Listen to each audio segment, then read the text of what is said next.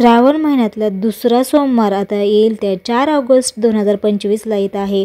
तर बघा, श्रावण सोमवार हा भगवान शिवांची विशेष उपासना करण्याची अत्यंत पुण्यदायक दिवस मानला जातो। या दिवशी केली जाणारी पूजा अत्यंत श्रद्धा आणि भक्तिपूर्वक केली जाते। त्यामुळे प्रत्येक श्रावण महिना हा शिवशंकराला समर्पित असतो। बघा, श्रावण महिन्यामध्ये हा खूप पवित्र असतो। त्याच्यामुळे आपण देवी देवतांचे, भगवान विष्णूंची, लक्ष्मी मातांची पूजा केली जाते। तर आजच्या व्हिडिओमध्ये दुसऱ्या सोमवारी पूजा कशी करावी हे थोडक्यात सांगण्याचा नक्कीच प्रयत्न करणार आहे। तर आजचा व्हिडिओ स्किप न करता पूर्ण बघावा। मी अनुराधा तुमचं व्हिडिओमध्ये खूप खूप स्वागत करते। तर बघा, आता श्रावण महिन्यातला उद्या सोमवार आहे, म्हणजे 4 तारखेचा। तर बघा, त्या दिवशी शिवामठ कोणती आहे, तर पूजाविधी कशी करायची। बघा, आता पहिला सोमवार बरेच स्त्रियांचे गेला असेल बघा, कुणाची मासिक पाळीमुळे, तर कुणाला करण्याची म्हणजे खूप इच्छा आहे पण ते शक्य नाही झालं, तर ते दुसरा सोमवारी तुम्ही विधियुक्त आपलं संकल्पयुक्त तुम्ही पूजा करू शकता। बरेच जणांना अडचण असते, तर ते अडचणी म्हणजे पहिल्या सोमवारी पूजा वगैरे जमली नसेल तर त्यांनी दुसऱ्या सोमवारीही तुम्ही संकल्पयुक्त, विधियुक्त आणि आपण जी काही पूजा करणार आहोत तर ते सोमवारी करू शकता। तर बघा, श्रावणच्या दुसऱ्या सोमवारी पूजाविधी बघा, आपल्याला लवकर उठून स्नान करायचं आहे, स्वच्छ कपडे परिधान करायचे, शक्यतो आपल्याला पांढरे वस्त्र किंवा पिवळसर वस्त्र जर असेल तर ते तुम्ही परिधान करायचे आहे। उपवासाचा संकल्प करायचा आहे। बघा, आपण पहिल्या सोमवारीही आपण संकल्प केला तर उपवासाचा संकल्प नक्कीच करावा। दुसऱ्या सोमवारी ज्यांना कुणाला पहिला सोमवार जमला नाही तर त्यांनी दुसऱ्या सोमवारीही तुम्ही संकल्प करू शकता की मी अशा प्रकारे मी संकल्प करतो की अशी पूजा उपासना करणार आहे। म्हणून पूजा करण्यासाठी घरातील सर्व मंदिर स्वच्छ करायचं आहे, आपल्याला पूजा करायची देवघरातली आधी। त्यानंतर आपल्या सर्वप्रथम गणपतीची आपल्याला पूजा करायची आहे। बघा, सर्वप्रथम आपण गणेशांची पूजा करायचं, गणेशांना अभिषेक घालायचा आहे। त्यानंतर आपल्याला शिवलिंगावर अभिषेक घालायचा आहे। बघा, सर्वप्रथम आपण गणपतीला अभिषेक घातल्यास आपण शिवलिंगावरच अभिषेक करायचा आहे। बघा, अभिषेक करताना यावेळेस तर तुम्हाला बघा माझ्या पहिल्या व्हिडिओमध्ये पण तुम्हाला पूजा कशी करावी हे पूर्ण सांगितलं आहे, तर तो व्हिडिओ तुम्ही बघितला नसाल तर नक्की त्या व्हिडिओ बघा, म्हणजे तुम्हाला त्याची योग्य पद्धत समजेल। तर बघा, आजच्या दुसऱ्या सोमवारी आपल्याला अभिषेक करताना कोणत्या सेवा करायच्या आहेत ते आवर्जून नक्की करा। बघा, अभिषेक करताना आपल्याला ह्यावेळेस गंगाजलाचं असेल तर गंगाजल किंवा शुद्ध पाण्याने आपल्याला अभिषेक पात्र लावून आपल्या शिवलिंगावर ठेवायचं आहे। अभिषेक पात्र बघा, अभिषेक पात्र असेल तर खरंच खूप सोपं होतं, कारण अभिषेक पात्र करताना आपल्याला असं पाणी शिवलिंगावर पळीनं टाकायची गरज नाही लागत, कारण अभिषेक पात्रामध्ये आपोआप पाणी पडतं। तर आपल्याला अभिषेक पात्र घेऊन आपल्याला ते शिवलिंगावर शुद्ध पाण्यानं अर्पण करायचं, किंवा तुम्ही पंचामृतानेही अभिषेक घालून ही सेवा करू शकतात। बघा, तर बघा, आपल्याला अभिषेक करताना या सेवा नक्कीच आवर्जून करा। बघा, तर त्यातलं पहिलं आहे शिवमहिमा स्तोत्र। शिवमहिमा स्तोत्र हे नक्कीच म्हणा, शिवगायत्री मंत्र म्हणा, महामृत्युंजय मंत्र म्हणायचा आहे आपल्याला। त्यानंतर शिवकवच म्हणायचं आहे, ओम नमः शिवाय, ओम नमः शिवाय हे 108 वेळेस म्हणायचं आहे।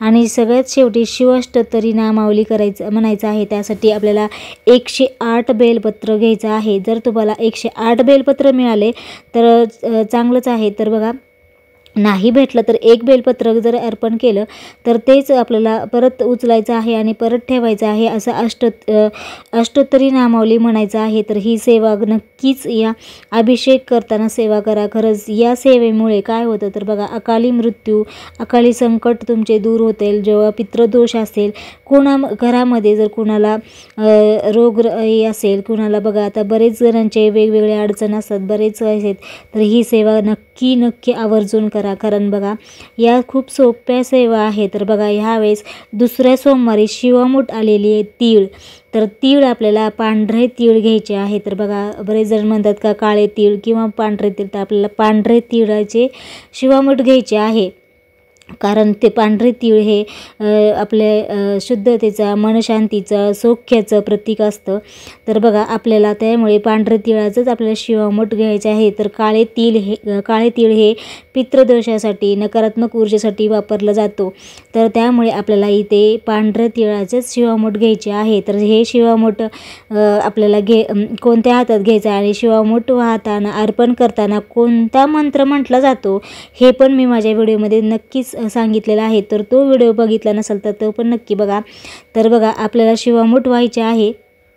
त्यानंतर आपल्याला अशा प्रकारे आपल्याला शिवलिंगावर अभिषेक करताना या सेवा नक्की करायच्या आहेत. बघा यावेळेस आपल्याला गंगाजलमध्ये शुद्ध पाणी घालून आपल्याला नक्कीच अभिषेक करावा. नाहीतर आपण ते उसाचा रस किंवा आपण पंचामृतानेही तुम्ही यावेळेस अभिषेक करायचा आहे. तर बघा जर तुम्हाला शिवमहिमा स्तोत्र, शिवगायत्री मंत्र, महामृत्युंजय जर मंत्र तुम्हाला नाही जमलं तर तुम्ही ओम नमः शिवाय या मंत्राचा नक्कीच जप जास्तीत जास्त करा. जेवढी तुम्ही ध्यानधारणा करताल तर तेवढं तुमचं खूप पवित्र पूजा छान होईल आणि खरंच तुमचे मनोकामना नक्कीच पूर्ण होतील. बघा तर आता तुम्हाला साहित्य तर माहिती, बरेच जणांना आता साहित्य काय असतं तर पूजेमध्ये खूप साधी पूजा असते. अशी काही वेगळी मांडणी करायची गरज नाही. आपल्या देवघरासमोर शिवलिंगाची पूजा, आपल्या प्रत्येक घरामध्ये शिवलिंग असतं तर ते शिवलिंग आपल्याच्या अभिषेक करायचा आहे. देवघरासमोर केलं तरी चालतं, वेगळी पूजा करायची गरज नाही.